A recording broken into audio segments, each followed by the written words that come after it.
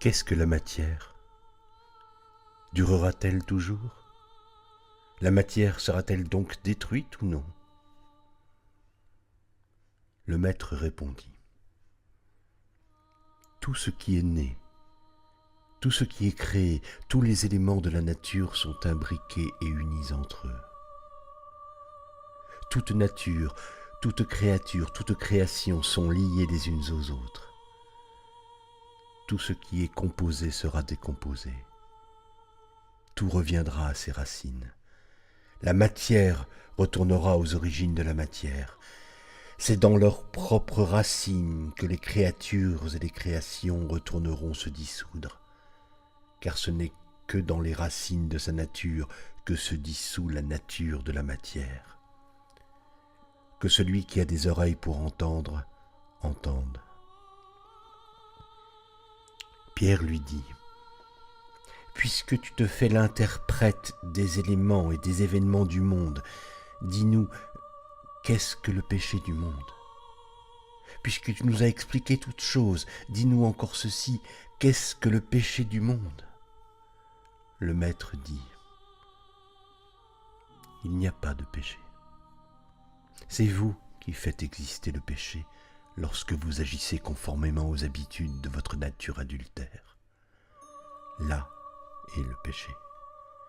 Il n'y a pas de péché, mais c'est vous qui faites exister le péché lorsque vous agissez en conformité avec la nature de l'adultère que l'on nomme le péché. Voilà pourquoi le bien est venu parmi vous. Il a participé aux éléments de votre nature afin de l'unir de nouveau à ses racines. Il continua et dit: voici pourquoi vous êtes malade et pourquoi vous mourrez.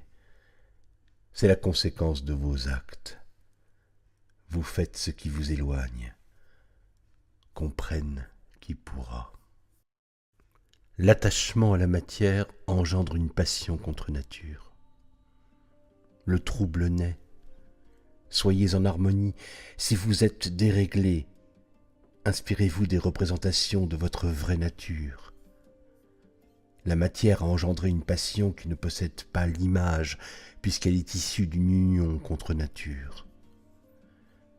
Que celui qui a des oreilles pour entendre, entende.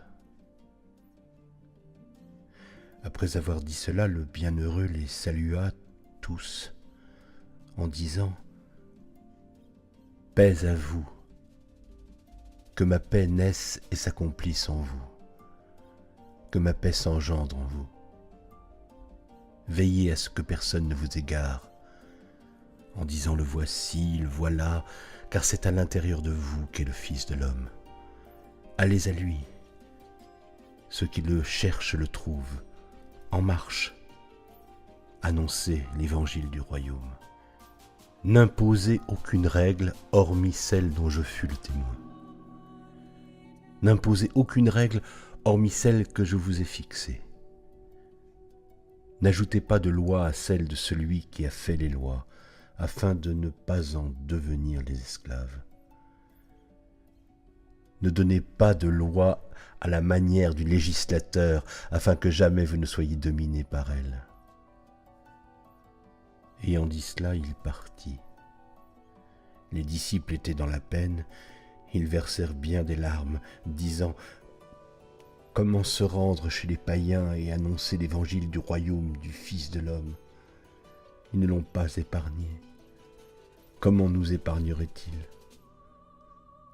Alors Marie se leva, elle les embrassa tous et dit à ses frères: ne soyez pas dans la peine et le doute, car sa grâce vous accompagnera et vous protégera. Cessez de pleurer et de vous affliger, et que votre cœur ne soit plus partagé, car sa grâce vous accompagnera tous et vous protégera. Louons plutôt sa grandeur, car il nous a préparés. Il nous appelle à devenir pleinement des êtres humains. Il nous a fait hommes. Par ces paroles, Marie tourna leur cœur vers le bien.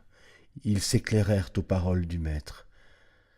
Par ces paroles, Marie convertit leur cœur au bien, et ils se mirent à argumenter sur les paroles du Sauveur.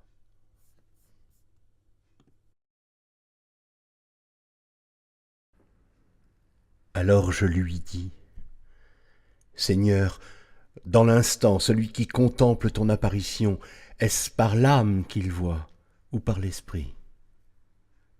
Le maître répondit, ni par l'âme, ni par l'esprit. Mais l'intellect étant entre les deux, c'est lui qui voit, et c'est lui qui... Pierre dit à Marie, « Sœur, nous savons que le Sauveur te préférait aux autres femmes. Rapporte-nous les paroles du Sauveur que tu as en mémoire, celles que tu connais mais nous pas, et que nous n'avons pas entendues. » Marie répondit et dit, « Ce qui vous est caché, je vais vous l'annoncer. » Et elle se mit à leur tenir ses propos. « Moi, dit-elle, je vis le Seigneur en vision, et je lui dis, « Seigneur, je t'ai vu en ce jour en vision. » Il répondit et me dit, « Bienheureuse, toi qui ne te troubles pas à ma vue, car là où est l'intellect, là est le trésor. » Je ne t'ai pas vu descendre, mais maintenant je te vois monter, dit le désir. Pourquoi mens-tu, puisque tu fais partie de moi?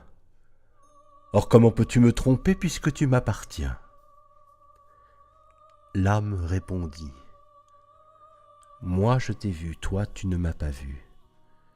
Tu ne m'as pas reconnu, j'étais avec toi comme avec un vêtement, et tu ne m'as pas senti. J'étais à toi pour ce qui est du vêtement, et tu ne m'as pas connu. Ayant dit cela, elle s'en alla toute joyeuse. Puis se présenta à elle la troisième atmosphère, appelée ignorance. Elle tomba aux mains de la troisième puissance, celle que l'on nomme l'ignorance.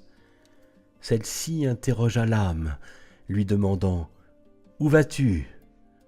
N'as-tu pas été dominé par un mauvais penchant? Oui, tu étais sans discernement et tu as été asservi. Mais oui, tu as été dominé. Ne t'érige pas en juge. » L'âme dit alors, « Pourquoi me juges-tu? Moi, je n'ai pas jugé. On m'a dominé. Moi, je n'ai pas dominé. On ne m'a pas reconnu, mais moi, j'ai reconnu que tout ce qui est composé sera décomposé sur la terre comme au ciel, aussi bien les choses terrestres que les choses célestes. » Libérée de cette troisième atmosphère, l'âme continua de monter. Elle aperçut la quatrième atmosphère. Elle avait 7 manifestations. L'âme ayant rendu inoffensive la troisième puissance, continua de monter et elle aperçut la quatrième puissance. Elle avait 7 formes.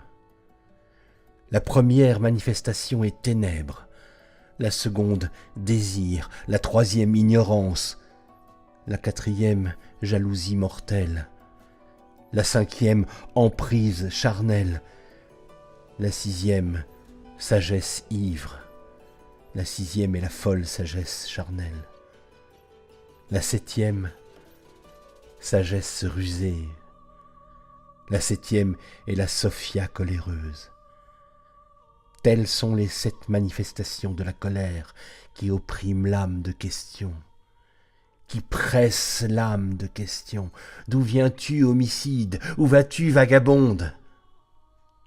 L'âme répondit, celui qui m'opprimait a été mis à mort, celui qui m'étreignait n'est plus. Mon désir alors s'est apaisé et je fus délivré de mon ignorance. Dans un monde, j'ai été délivré grâce à un monde, et dans une image, grâce à une image supérieure. Or ce sont les liens de l'oubli qui sont provisoires. Désormais, j'obtiendrai le repos dans le temps instantané de l'éternité, en silence.